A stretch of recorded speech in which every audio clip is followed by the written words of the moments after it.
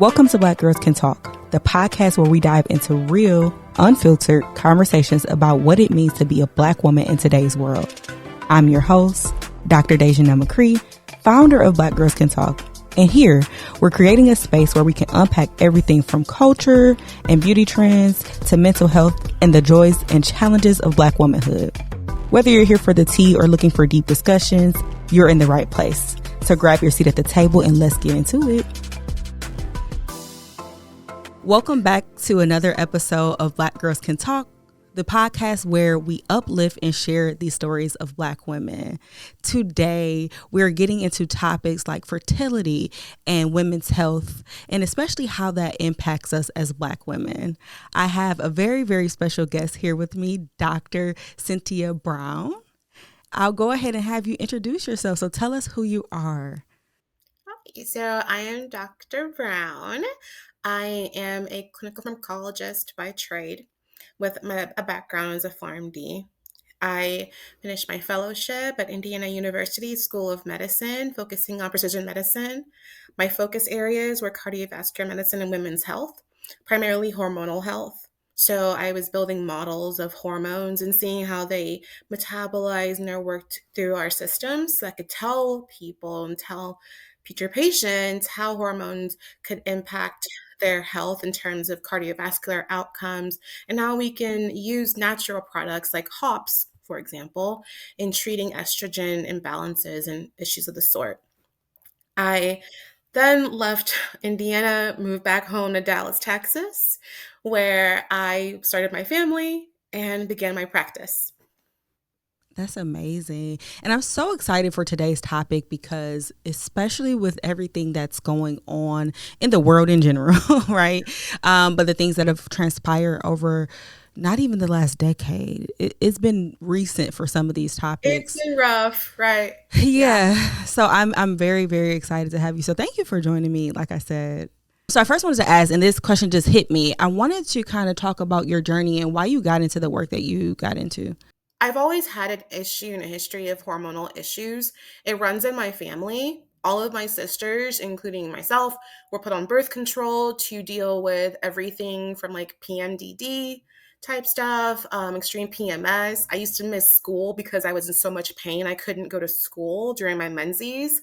And on my mother's side, we have a lot of history of miscarriage and hormonal issues like fibroids and cysts. I had an ovarian cyst for years that went undiagnosed because each time I go to a doctor, they would just say, oh, that's just part of being a girl. Your body's changing. And when I was 24, it's like, okay, I need my body to stop changing so much because I kept on going to my doctor over and over. I'm just hearing your body's changing. Your body's changing.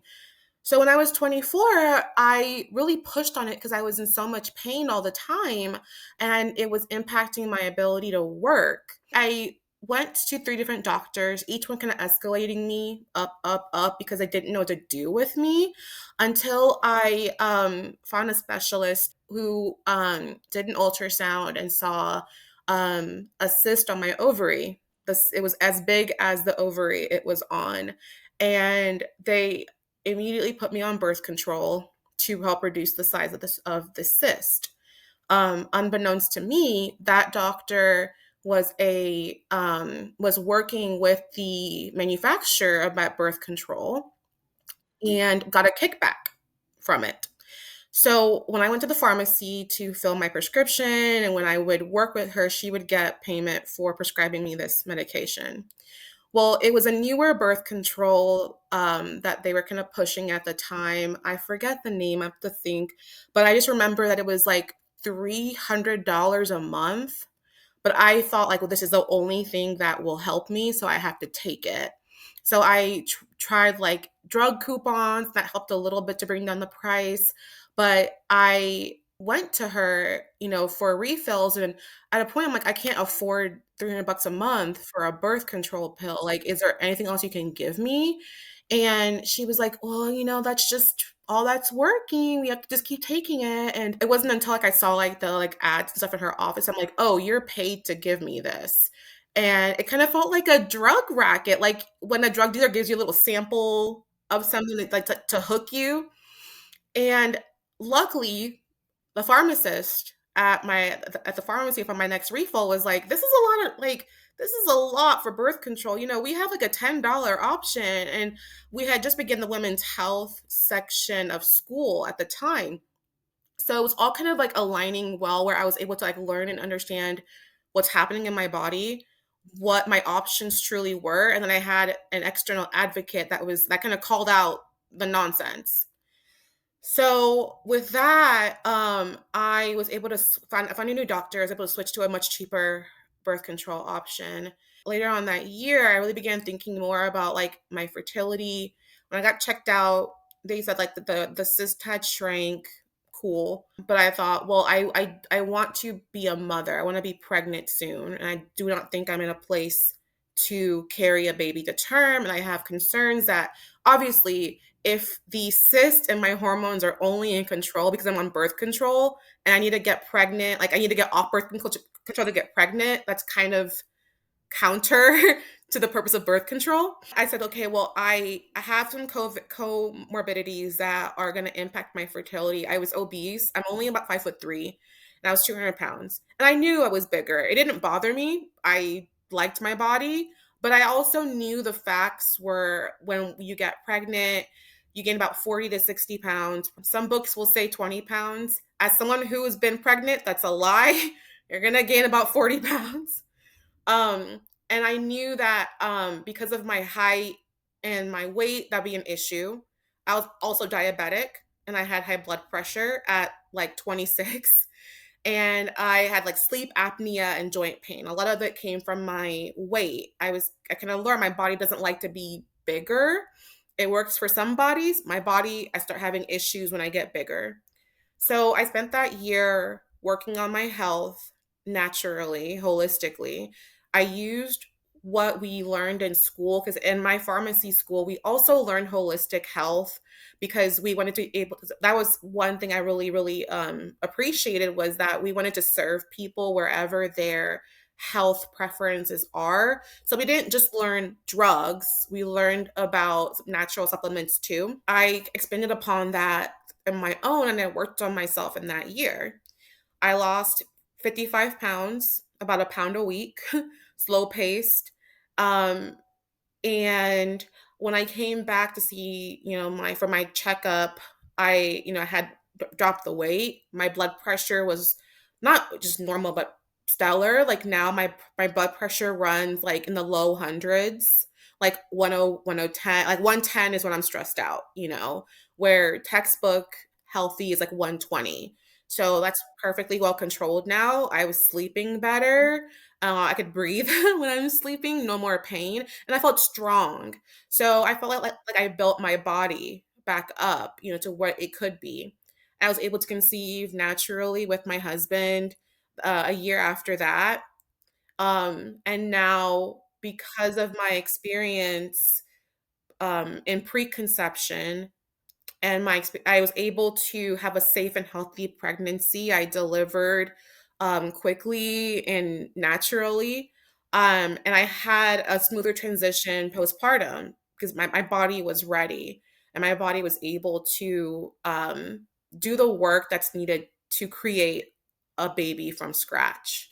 And I'm really proud of that. So I mean, that brings me, to where I am today with Kopela, where I wanted to work with women who, like me, were dismissed in their hormonal health issues, who want a family and are trying to conceive, but who don't want to do it alone. I mean, I think if I had help and support, it wouldn't have taken me a year to get my body together. So that's what I offer my clients now, is you don't have to do the trial and error stuff that I was doing.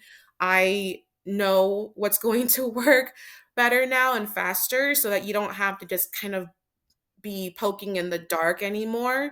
We can make a precision plan for you and for your body.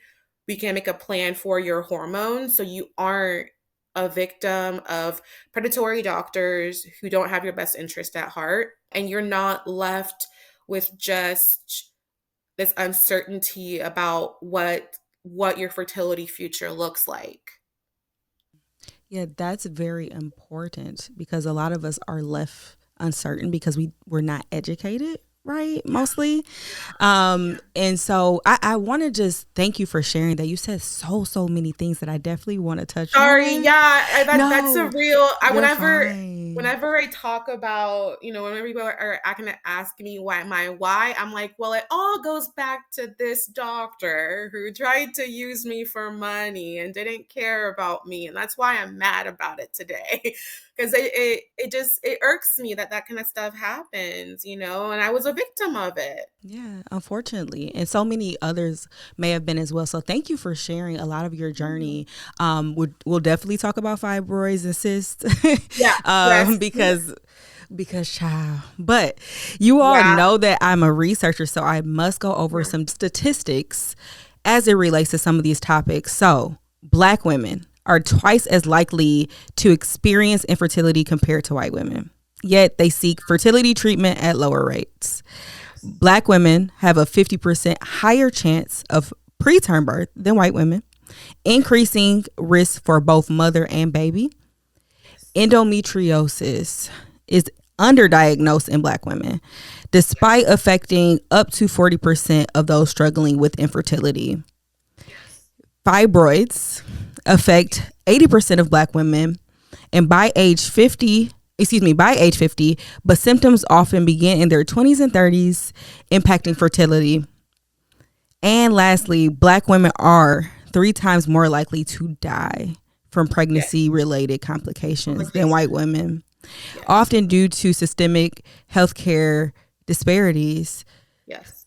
So all of that was heavy, and I'm just gonna woosah a little bit, but I definitely want to know, because you and I, as a researcher, I understand the things that impact Black women, and especially in the topics that are researched, right? Maternal health, thinking about healthcare inequities, all of those things. So I want to hear from you, Dr. Brown.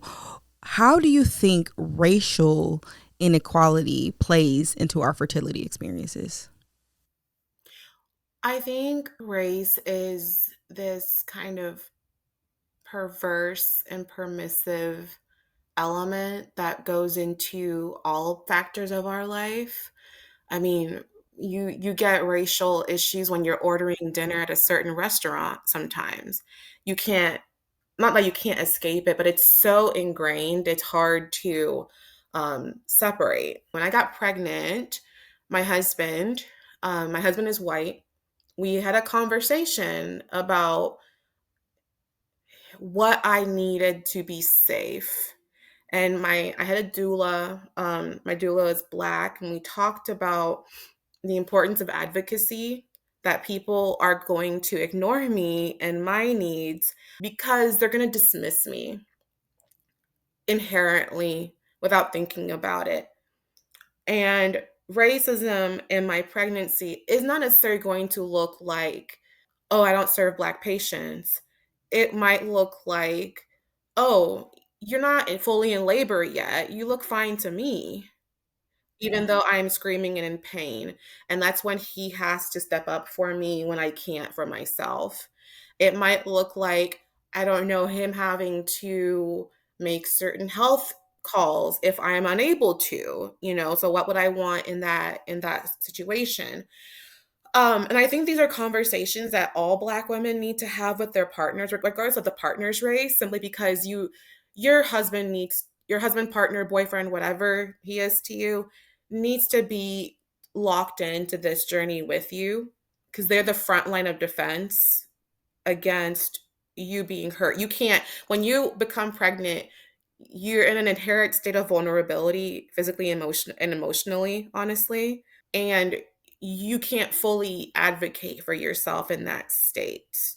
Not to say that you're less strong or willful or capable, but inherently you're more vulnerable when you're pregnant, period. And you can't really strong Black girl your way out of that reality. You need people who can advocate for you when you can't do it for yourself and not fully. And when you are in the medical system, and you have a doctor who isn't listening to you, you need to have a partner who can help speak up for you.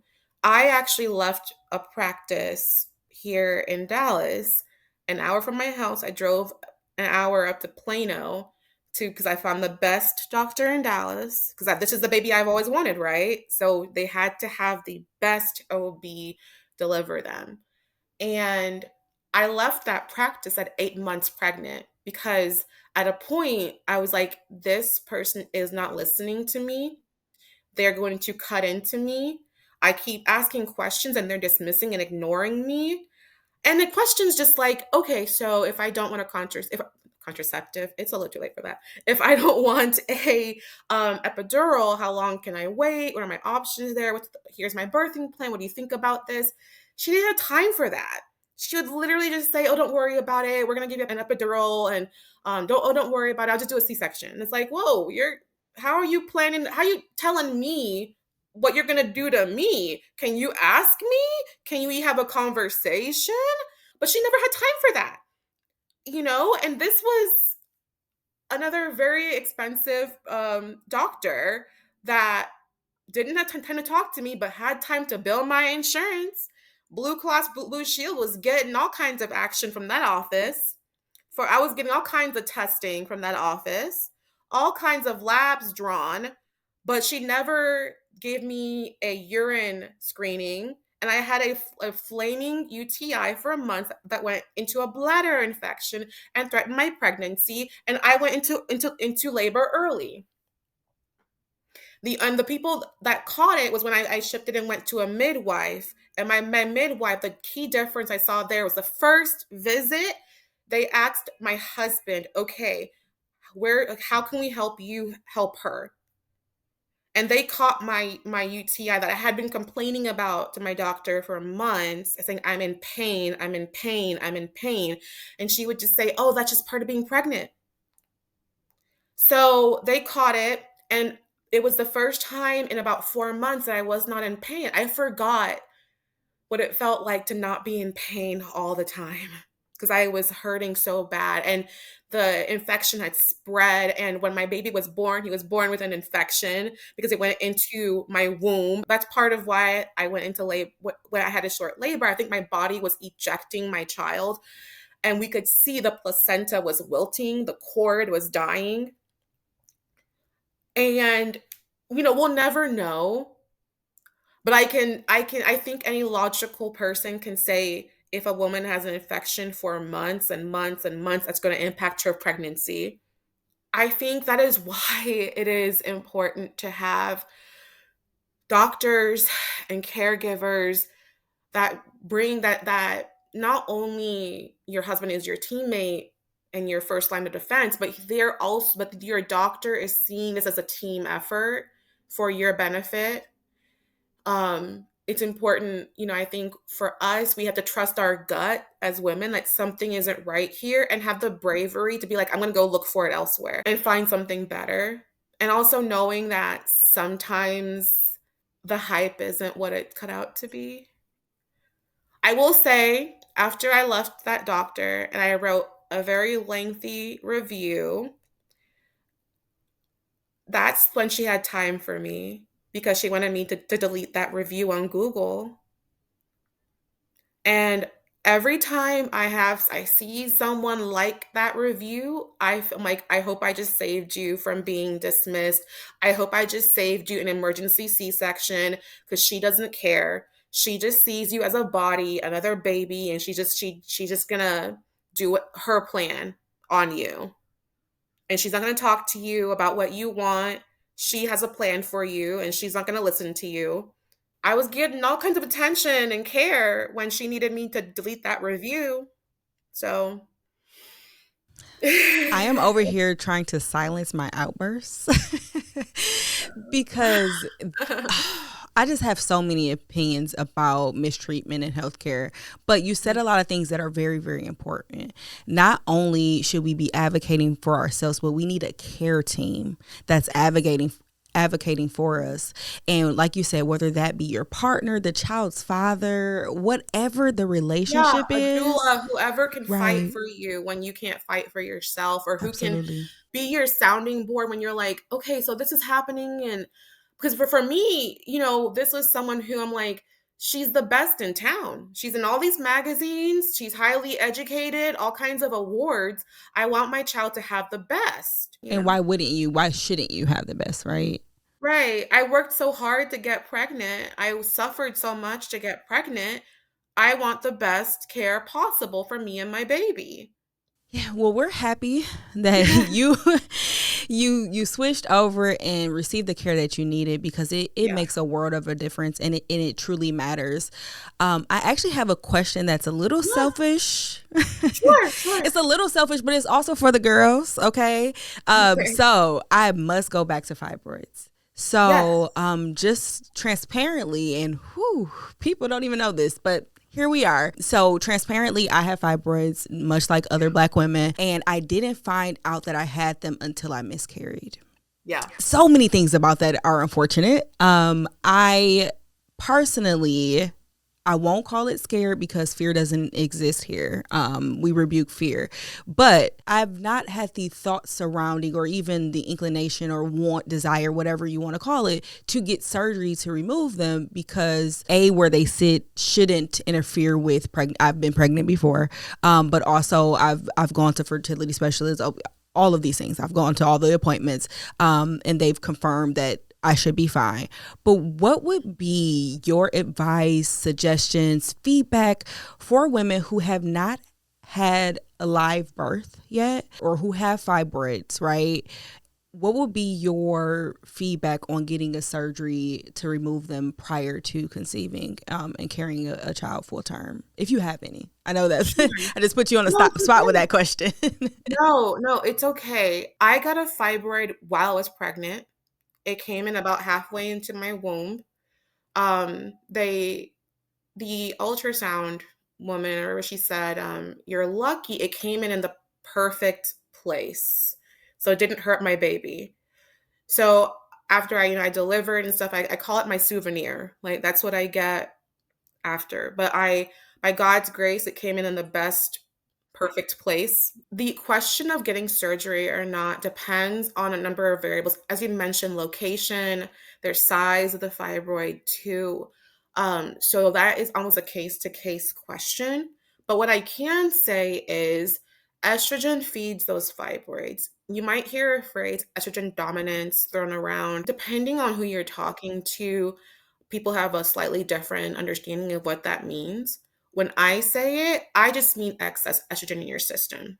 And there's a number of ways to cleanse estrogen out. There's also ways that you can help offset the balance of hormones in your body, whether that is through supplementation or whether that it is through just detoxing some of those pathways. I will say for Black women, a little fun fact is that for some women, those fibroids are fueled by having a depletion of vitamin D. Increase your vitamin D intake. And as Black women and brown women, darker skinned women, we often have a deficiency in vitamin D. Start there. Come back to me. um, But what I like to do when I have like a client with an intake with a history like what you're describing, I like to do what I call a case review, where we sit down and I will give you a full workup of what's happening in your body and explain it to you. And that is a very technical kind of process, but you can take that and bring that to your OB or your PCP and say, this is her plan for me. What's yours? And with that, it gives you a little bit of a fighting edge because I make sure that I cite my sources when I say things, and I tell you which brand to take that I know is clinically supported and bioavailable. So it'll actually help you get pregnant, stay pregnant, and keep your hormones balanced throughout your pregnancy so you won't miscarry, so that you won't be bleeding. Because I had a miscarriage scare at a point in my pregnancy too, and I had a scare as well years prior. I like to really sit down and go in more detail and see what you're interested in. If you are like, I don't want to have surgery, let's see what we can do holistically. Here's what medications I'm on. Should I ask to be on something else? What else can they give me that they aren't telling me? And I give you that second opinion, the ability to advocate for yourself. So for you, as a general thing, for a lot of my Black clients with a history of fibroids, I start with vitamin D. That's an easy, quick one. You can go get it anywhere right now. And then we need to look at your estrogen to progesterone ratio, see where your balance is out there. Are you out of whack? This can be done through the labs that your doctor has given. They should have given you a full hormone panel. If they don't, I will do one with you and tell you which form of estrogen should be, our driving element here. If some things are, excessive, that's when we start to really personalize. I'm going to look at if you have PCOS, what kind of PCOS do you have? What supplements can we give you to help with that? I'm going to look at your glucose and if you're insulin resistant and tell you, okay, you're kind of diagnostically on the edge, but like I said, just because laboratory values are normal doesn't mean they're optimal for you. So we need to look at what you need and not just what some textbook told me is generally good enough. Good enough is not enough. We need optimal. We need the best for your body. Because that's sometimes why we have this unexplained infertility, is because we're like, well, generally you're fine, but that doesn't mean that it's good for your body, though. We need what your body needs. So that's when I began looking at, looking at your estrogen levels. Are you estrogen dominant? Looking at your insulin resistance. Where's your insulin level? Because if your insulin's out of whack, so is estrogen. So that's, they kind of working together. Looking at your stress hormone, your cortisol. Is that high? That is going to feed estrogen. That's going to feed the fibroid, because we want to not kill it at the root, but there's no point if you go get cut up and come back a month later, you got a new one growing because you didn't solve the problem. You just plucked the weed, but you didn't pull the roots out. So that's what I'm trying to do, is I'm trying to get out the cause of those fibroids, heal what we can naturally before we drive you to surgery. And like you said, just because you have fibroids doesn't mean you can't get pregnant, doesn't mean you can't conceive, doesn't mean you can't carry to term. It's just something we need to be aware of and know about and manage. I hope that answers your question. It does. I feel like I just gave you, It does. I don't know, but yes. It does. And thank you so much. It sounds like my care team is on the same page. So amen. So yes, that was one of the first things, vitamin D, all of the things you really ran through. And for me, it was just like, knock on wood, and God forbid, I've never had to have a surgery. So thinking of something that I may not even need right now, right? Like, okay, if they were, the biggest problem I have is that I urinate often because it sits on my bladder. Like, okay, that's not as large as, some of these other issues that other women have. So I'm grateful to be in the position that I'm in, for sure. Because I know other people who just, unfortunately, to lack of a better way of saying it, they have it worse, right?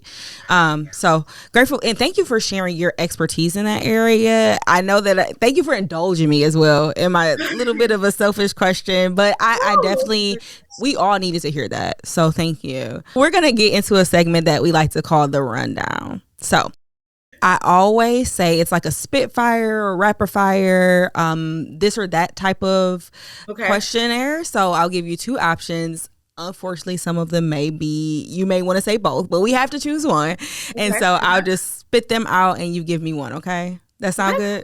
Yes. Okay. Perfect. So IVF or natural fertility methods? I don't want to talk about IVF or talk bad about IVF. Well, we don't have to talk bad about it. Let's just see. Well, natural fertility, because IVF is not guaranteed, and it takes like 3 to 5 rounds for success, conception, and that's a lot of money. Let's be clear. It sure is. Let's keep it real here. No, that was great. You didn't talk bad about IVF at all. Okay. Herbal remedies or prescription treatments? I think there's a time and place for one or the other, or even both. Mm-hmm. And I that's why I think said some of them are both, right? I know sometimes it depends. Well, let's just go back to fibroids. Okay. So, oh, this is I so would start hard. I would start with herbals before I would go to prescription medication, only because some of these prescription medication, like, are they gonna put you on estrogen depletion therapy? Are they gonna give you surgery? Are they gonna just give you birth control? No, that And was if you're trying to get pregnant, some of those are kind of counterproductive to the goal. great answer. Great answer. Smoothies or supplements for hormone balance? Supplements. Maybe this is a pharmacist in me. I'm like, give me a pill. I don't Yeah. always want to, but I don't like to drink my sugars though. I don't like really sweet drinks, so I've never really been a smoothie person. So just preferentially, I rather do a capsule or so I'm trying to be, but I will do a powder. I will Okay. I have right now, I do like my green drinks because they aren't super sweet. Okay.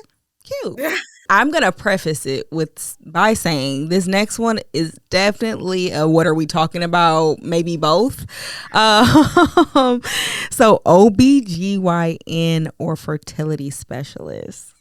Well, typically if it's like a holistic or integrative fertility expert, like where I'm coming from, I would definitely go there first. I find that they kind of have more insights on what I would call gentle approaches to your fertility and are not instantly like throwing pills at you when you walk in the door. But I do appreciate like the insight of OBs, and I do consult with OBs and fertility experts for clients as needed. If there is something, if I see, like, for example, someone who has repeated miscarriage, I will tap into those resources, say, hey, here's my workup, here's what I think. Give me your ideas too, because I want you to have, that's the integrative part. You have the holistic, you have the science backed. You don't have to compromise.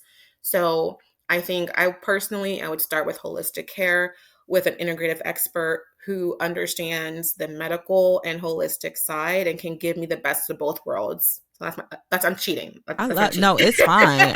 Because I love to hear the cheat answer. So that's totally fine with me. Thank you. So we have a few more here. Yeah. Let's see. Prenatal vitamins or whole food nutrition. It's another both. I know. Sometimes you don't get everything. I mean, yeah, of course, pushing whole foods, but you might need to up some other factors. Like I needed more iron in my diet when I was pregnant. So some of these things are not all or nothing. And when in your preconception, I always, always, always, always, always, always, always start my clients off with prenatals, the prenatals from the company I work with that are actually lab tested, third party tested, and bioavailable, so that they will actually, their bodies will have the building blocks that they need. And we're doing a whole foods because why not? Why not do both? I still take my prenatals because they're so good for you. So even though after I gave birth, I still take them. That's what a lot of people do. I agree. That's a both one. That's a both Yeah. answer for sure. It definitely is a both one. Okay, that was actually a great segue to our next question. I'll let this be our last this or that.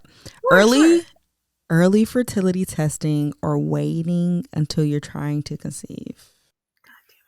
We just did this actually. We were talking about having another baby. And postpartum was rough for me in some ways, where I'm like, okay, like, what should I know? What's going on now? Should I just wait and see? I think I chickened out. I said, you know what? I'm not going to think about this until I want to conceive, because I know from what I did the last time, I built my body up. I'm building my body back up again after giving birth. I know that mentally I'm not ready for another child right now anyway. So even if they said this is the most fertile you're going to be, I would probably be like, I need to wait another year. So it wasn't the right time nonetheless. And two, I know that The key in your wellness journey, some of the key, there's a few key differences when you're trying to conceive versus a general wellness journey. And for me right now, I'm doing my wellness journey because I'm not trying to conceive specifically. So I'm doing things like I'm taking my prenatal still because they're really good for me. And I'm breastfeeding, so I want to make sure that I'm getting all the nutrients I need while I'm producing breast milk. But I'm not, say, tracking my ovulation and checking my cervical mucus because I'm not on my fertility path. So, but on my wellness journey to build my body back up after giving birth, it's going to help with my fertility. So I went and did like my panels to know where my baseline was, to see if anything was like higher or lower than it needed to be. I was good. So I'm like, okay, I'm gonna just keep trying to optimize my numbers and checking in with my body in terms of like the strength I'm building up again. Cause I can't, because for me, I gained 60 pounds when I got pregnant. So kind of going back to square one in some ways. I had like higher sugars when I first gave birth. So that's something that I wanted to target and make sure that I'm, back in my normal ranges. And I was so good. So like I know as I am working on like optimizing my body, it's going to help you with your fertility journey. Now, if you're trying to conceive, that is when we would need to focus on more of a fertility intensive, right? When we're tracking your ovulation, when we're checking your basal body temperatures, checking your mucus, um, and we're doing a more precision approach to conception than just general wellness. So it kind of depends on where you are, where your family is, how aggressive you want to be. Are you like, okay, I'm just gonna work on wellness and I'll think about it when, 3 months out or something. And I respect both people's choices because, we have to meet people where they are in their life path. Now, that being said, the program we that I developed is intended for you to conceive in 6 months. So I told my husband, like, okay, we're gonna go to Mexico. I want to do my Euro tour, and then we're gonna start trying it this month. So I can get pregnant in this month, deliver, and then I'm good. So I was able with my first child to pick the day we conceived him because like it was a day after I ovulated. So I'm like, okay. I told because I believe conception's a team sport. I'm like, look, you got 4 more months of shenanigans, and then we both need to be back on our intensive to conceive on the timeline and get our family planning out of the way. It can be a switch you turn on and really focus in on, or it can be something you walk into with gentle hands. So it just depends on where you are. Yeah, that's so good. That's so good. Listen, if you ever want to come back, please do. We have so much to talk. I feel like this little time wasn't enough. We have so much more to talk about. So I'm just like running through my mind, like, yep, we could talk about that next time. But I want to, yeah, because I just love everything you're saying, and it's so helpful to me that I know it's helping other people. And I wanted to ask you, what would be your advice for anyone who is in the space that's maybe unsure of like where to start? And it's a two-part question actually. And what would be your advice for allies or those who are supporting us women? I think so. For me, I am one of those people, those girls that I always wanted to be a mommy. I knew that from when I was little. I would literally dream about being a mommy. Like my baby, I'm like, I earned that baby. I worked so hard. I dreamt of you. I would do anything for you. So I think that you're ready when you want it, I just, made sure that I was stable enough and I had a good partner to do it with. But I think you're ready when God, the universe, whoever you believe in, brings that thought and desire to you to um, create and nurture and nourish another creature. Now, I do try to encourage my clients to have some sort of support network on that because it'll be hard. I would be lying to you if I said that. I mean, I was so emotional during my pregnancy. I was crazy and my hormones were so discombobulated. Fully honestly, there's once I was so upset. I threw a chair off our balcony because Okay, I was that's a just little like, crazy. whoa. Yes. Yes. We had some of these like little like lounging or sitting out chairs, and I did it. I was like, I have no idea what I was mad about. I don't know. I don't know. But my husband just went out and picked it back up and was like, "Do you want to talk about it?" And I'm like, "Yeah, I'm mad at you. I don't know why. I forgot. I don't know." But another time, I cried about beef jerky. So you need yes, there was too much beef jerky. I couldn't Okay. handle it, and then I needed him to bring me more beef jerky. Like he brought too much, and it was very upset. I'm telling you, We pregnancy is a listen lot. and we don't judge. Pregnancy is a lot. I was not my best self.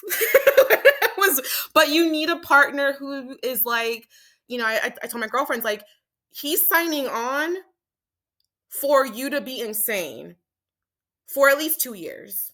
Because there's postpartum too. I mean, he needs to be like, I am committed. I am locked in. I am here when you're upset, when you're crying, when you don't make sense. I'm here for the beef jerky tears. He needs to know he's signing up for that. Because you need to have the freedom to be and express whatever you're going through when you're pregnant. And I'm really happy that I have a great partner who let me just express and be whatever I was being in that moment when it didn't make sense, when he probably thought I was being crazy but didn't say it, and now we can look back and laugh about it, and it's like, oh, I was crazy back then. That's good. um and so you need to have that comfort and freedom, and whether that is a partner, whether that is your mom, your sister, your best friend, who will be your beef jerky tears. You can call her and be like, I need more bacon, and there's no bacon at Walmart, and I don't know why they're hiding the bacon from me. Like that, another real conversation I had. So yeah. So um the so takeaway I is we all need beef jerky partners. Yes, exactly. You need someone who you can be crazy with, who you can, so, whether you're choosing to be a single mom by choice or you have a big network, you need one or the other. Actually saw a woman on TikTok who's a single mom by choice. She was going through IVF and TikToking her journey of everything from choose Busy Miss Lizzie or something like that. I forget, but she was just so fascinating to me. I was like, I will babysit when you're done with this. Like, how can I support you? Um, where she TikToked like her IVF injections, her trials. Her friend would come over and give her the injections. She was able to conceive. I don't recall how many times, but it was just so fascinating to me watching someone. So she made a community online, and she had people, like, she discussed like picking her sperm donor. So wherever you find that, I think you need it, because I don't think pregnancy was meant to be done in isolation, period. So Period. yeah. Yes, yes. um so I mean, I just think that you need people, and people need to be nice to people when they're pregnant. Yeah. Yes. Yes. Yes, Please. exactly. Please be nice to the women. Yeah, be Our nice to the hormones are everywhere. everywhere, everywhere, and you might be my 13th reason, so you need to be And we nice don't to. need that, right? No, no, it's all right. I was like, I'm already, not my best, not my tip top self. I got this baby. I just grew a leg today. Like, please be nice to me. That is so funny. But no, that's such great advice. Like, just find your community first and Yeah, foremost. Make sure or they build it. are right, or build it. Right. You talked about online communities. Make sure that you are surrounded by people who are supporting you. Make Yeah, sure that you're advocating for yourself, make you right? feel safe, Yes. safe to express whatever is happening, for better or for worse. Who will ride that train, that roller coaster of emotions with you? Because it's all so amazing in the end when you have that creation that you worked for and you made, and it's just this beautiful reflection of every hope and good feeling. It all just makes sense, and you just look into your child's eyes and it's like, I see God in my child. I'm like, you are the most beautiful creation. Everything was worth it. I am so blessed and happy and lucky to be your parent. I don't know what I did to deserve you. And my child is an extension of God's grace and goodness. And that's just, I'm in love. It's all worth it.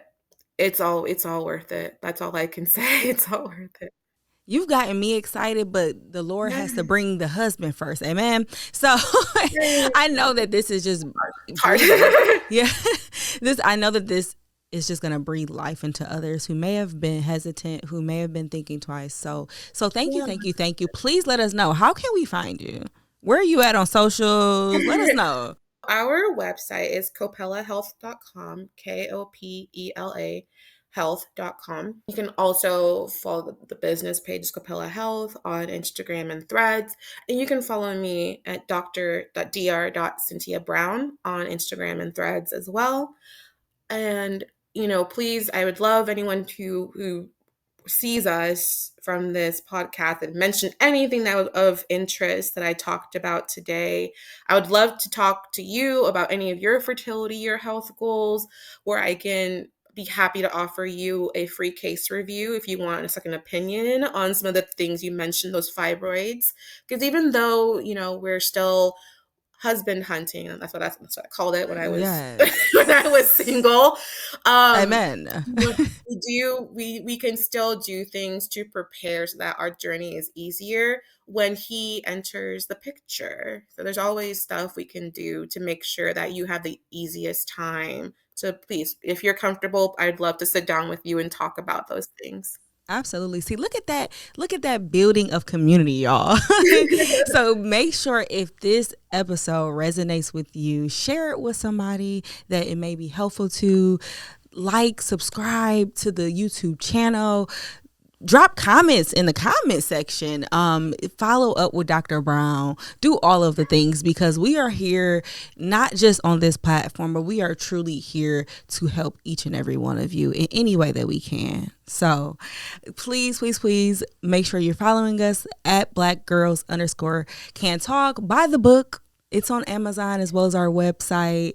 And that is all for this episode. Thank you so much for joining us and listening today. Again, you know where to find us if you need us. And that is all. I'm Dr. McCree, and that is Dr. Brown. Thank you all so much. And until next time, stay powerful. That's a wrap on today's episode of Black Girls Can Talk. I hope you felt heard, empowered, and inspired by today's conversation. If you love what you heard, make sure to subscribe, leave a review, and share this episode with your girl. Don't forget to follow us on Instagram at blackgirls_can talk to stay updated on future episodes and join the conversation online. Got something you want us to talk about or want to be a guest on our show? Hit us up on social media or visit our website at blackgirlscantalk.com. Thank you for listening, and remember, Black girls can talk, and we've got a lot to say. Until next time, stay powerful.